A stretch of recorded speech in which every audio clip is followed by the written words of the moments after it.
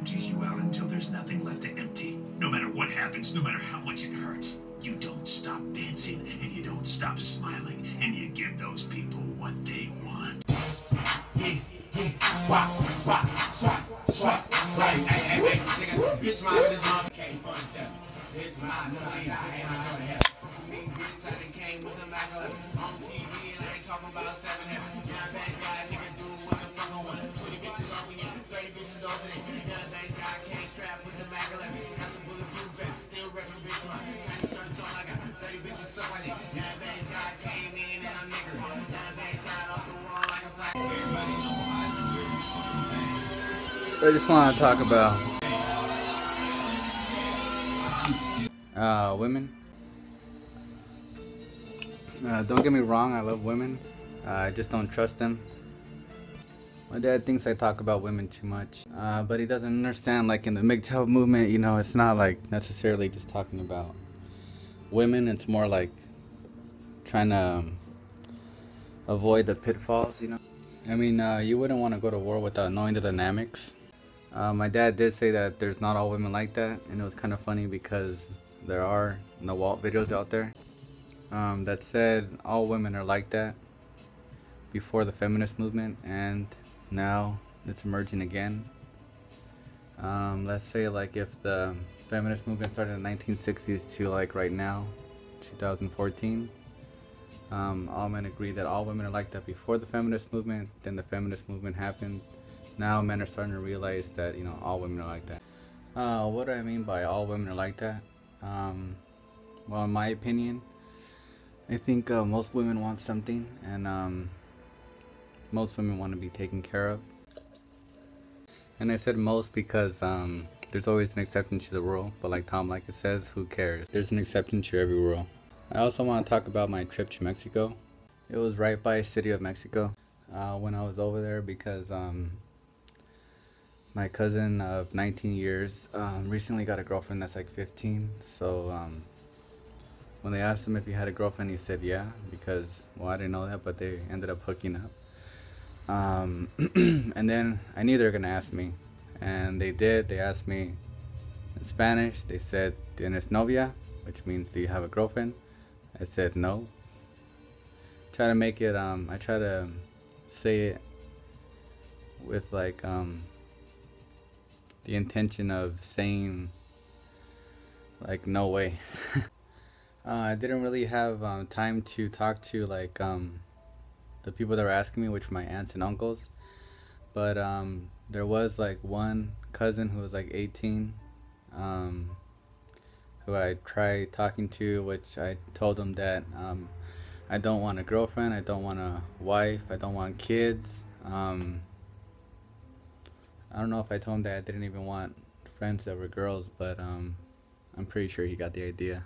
Another little story, when I was there, the same cousin who was 18, it was actually when I arrived there on a Monday, it was his birthday, and so the next day, or I think 2 days after that, he went to the gym. I went with him to go check it out. You know, like me, like I'm not really self-conscious, you know, so I don't really feel the need to work out, because just like Tom Likas says, you know, guys can be overweight and they can still get laid.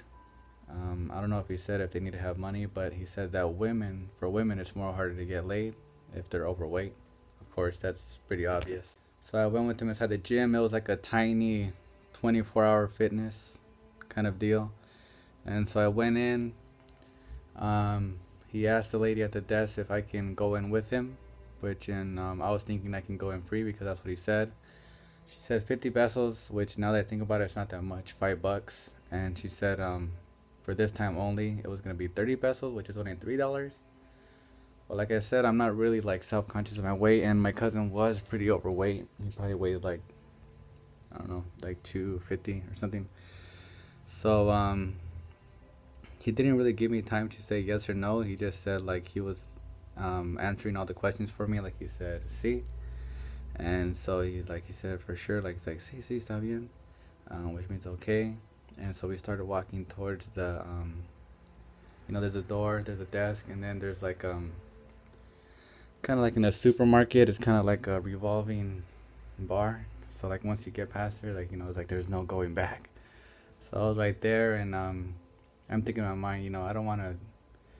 He's not even gonna pay for me, and he's saying yes. Like if he didn't even ask me if I wanted to pay, and so I knew these women wanted money, and the lady who's at the desk, a little older, but she had a daughter, you know, a little younger, like probably like 25, between 25 and 30, I don't really know, and she was standing right there, and I told him, you know, go ahead, you work out. I'm gonna wait right here. They had a little lobby with some sofas, and the daughter looked at me kind of weird, like, no, see, ven, come on through. And I was like, no, you go ahead, do it. And he's like, all right. And so I sat on the sofa. Became a little bored, you know. It wasn't really. I just felt like kind of bored and kind of weird, just sitting right there. So I decided to go buy a Red Bull because kind of like around the block they had a little store.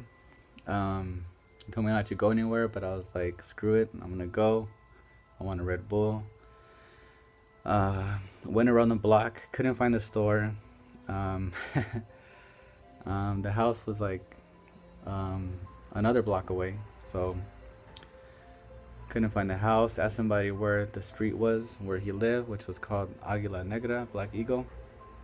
Found the house, decided not to go in without him, so I went back to the gym, and when I went back, he was walking back to his house, and so we met up kind of like halfway, and then after he told me, oh, you should have gone in because the women said that you would have gotten free.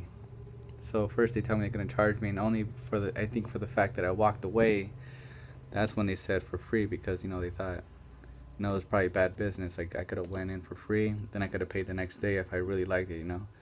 But that just shows how women are. Like they weren't gonna let me in free, and only when I walked away, that's when they're gonna let me in free. You know, now that I think about it, I did drink a Red Bull before we walked to the gym, and I was pretty wired up, and I don't know. I don't know if that added to the nervousness, and I kind of panicked when I couldn't find his house. That's when I asked for directions. But yeah, I was pretty hopped up, and my cousin was making fun of me. I also bought that Mickey right there at a store next to the store that sells Red Bulls. There it is right there. I added this little pocket right here, stitched it up, you know, kind of like those pocket tees that you see like at Zoomies and Borders. I also stitched up my own shirt, kind of like, well, this is an example of the shirts that they sell at the mall, but I did it myself. I took condoms, of course, you know,